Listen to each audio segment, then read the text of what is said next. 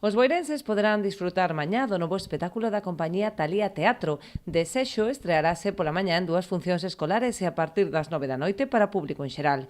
Protagonizada por Marta Ríos e Dani Trillo, a obra aborda dende unha perspectiva cómica un tema tan serio como a influencia da pornografía na educación sexual.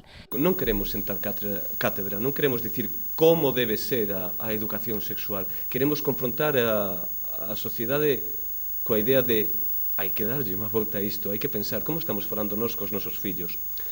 Vai un poquinho por aí, o ton é bastante cómico, decidimos afrontalo por aí, porque falando entre nós, con amizades, con xente cercana ao proceso de investigación, todos nos nosos primeiros achegamentos ao sexo pasámolo mal, ou non todos, pero dende logo é complicado, hai nervios, hai ausencia de información.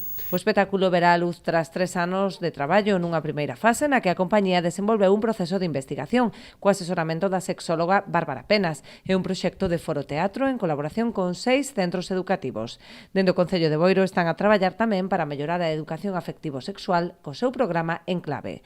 Un tema que dende o Concello tamén se ven traballando nun proxecto, nun programa que temos que se chama Proxecto Enclave, denominámoslo así, e se trata cos institutos e cos centros educativos en varias vías, desde temas sanitarios, pero tamén temas emocionais e tamén sexuais. De Sexo forma parte dun programa plurianual da compañía que conta coa colaboración do Agadic para a produción de espectáculos e tamén a súa distribución. Un programa plurianual onde representamos este espectáculo máis outro que estrenaremos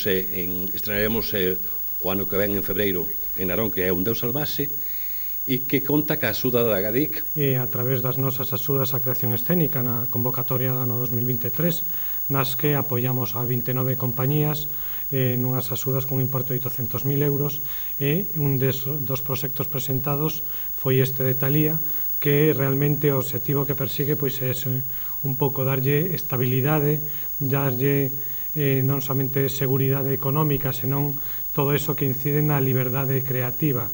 Dende o Concello de Boiro quixeron agradecer tamén o apoio da Agadic para poder contar cunha programación cultural estable ao longo de todo o ano.